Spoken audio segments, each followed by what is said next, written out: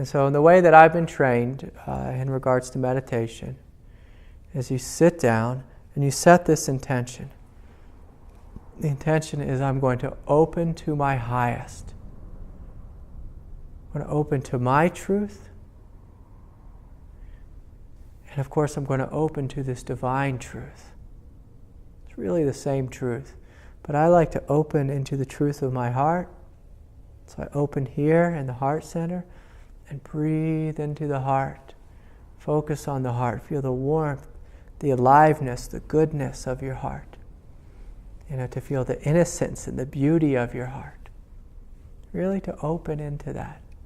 And simultaneously I open my crown chakra, open the space of the mind, and I invite God to descend into me. And so as far as the invitation with God, well, that's just this gentle invitation where you just, you can sit there and just wait and see. If you have a real deep connection with God like I do, I just open my mind, open my heart, open my crown, and it just, the grace just starts to stream through me. Now some of you may be confused by that, or you don't have that relationship with God. And so the basic instruction with is just to sit quietly in a comfortable seat. It's best not to lay down, but if you live with chronic back pain or something, you can lay down. But have a flat back, and you sit there and you just breathe. And you're feeling your heart, you're feeling the aliveness of your form. So you're feeling the aliveness in your feet, your calves, your shins, your thighs, your pelvis, your lower belly, your solar plexus, your heart, your throat, the space of your mind. You're feeling this aliveness. And you're just bringing your full, total sense awareness on this aliveness. And from here, you're welcome to say a mantra. You can say Om over and over again. Om Namo Bhagavate. That's a real popular one that I've said many years. You can also just feel the warmth and the aliveness of your heart. Feel the radiance. Sometimes it's helpful to count as you breathe in. You just count 1. And as you breathe in your second breath, you count 2. And when you get to 10, you start back at 1 again. And you might do that for 5 minutes, 10 minutes, 20 minutes. You might do it for an hour if you're a good Zen meditator. But normally if you've done the counting or the mantra for, 5, 10, 15 minutes, you begin to feel really alive inside. And the invitation is just to have your awareness on your sense of aliveness, on your sense of divinity. If thoughts come, you just see the thought, you let it go. If you find yourself lost in thought, you just come back to the breath. And so that's the general instructions. Another instruction is that we don't move. We sit and we don't move. Now that doesn't mean we're rigid and we're real tight and tense. But you sit in a comfortable seat and you don't move. I notice when I sit with some individuals, they're moving, they're squirming all over the place. And what that is there's different movements of aliveness coming forward. Different things trying to release from a chakra center. And instead of just sitting with it quietly and just naturally allowing that pain or that energy to release, they squirm. And when we squirm, the energy doesn't release, it just kind of stays within us. And we become a little bit irritated or agitated, or we feel anxious. And I tell people all the time, like I was telling this individual before, it's like if you're in chronic pain, sit with the pain. If you have chronic anxiety, sit with the anxiety. Breathe into it.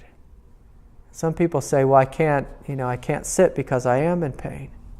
Well, hell, I sat in pain for years, for a decade.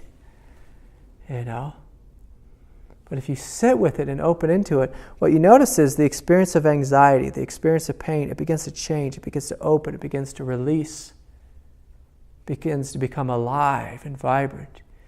You begin to have this experience that it's not just me in pain that's here, but that who and what I am is vast, is spacious, is vibrant, is intelligent.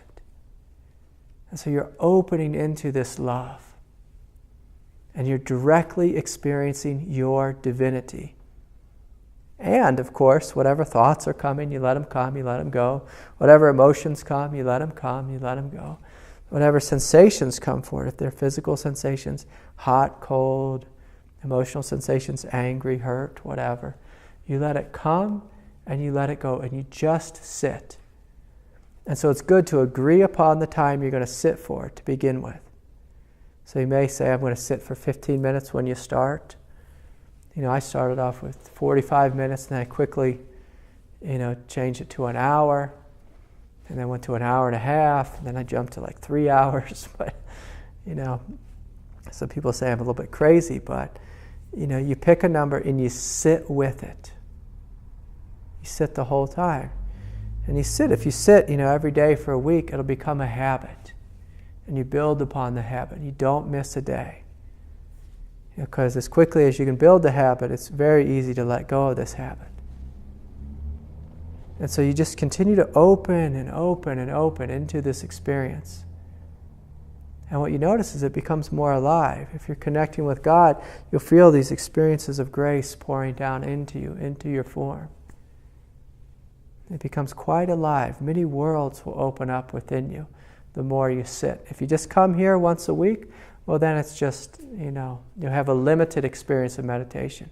If you sit every day, you'll have a very rich inner world, very rich inner life. And so I encourage you, to sit in this way.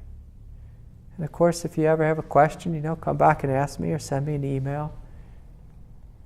But the overall, instruction is to sit, don't move, open your heart, open yourself to God, and directly experience the truth of what you are, what you've always been, which is spacious, peaceful, vibrant, alive, beautiful. And the more you open into this, what you find is that meditation becomes a way of life. It becomes your direct experience in your everyday life.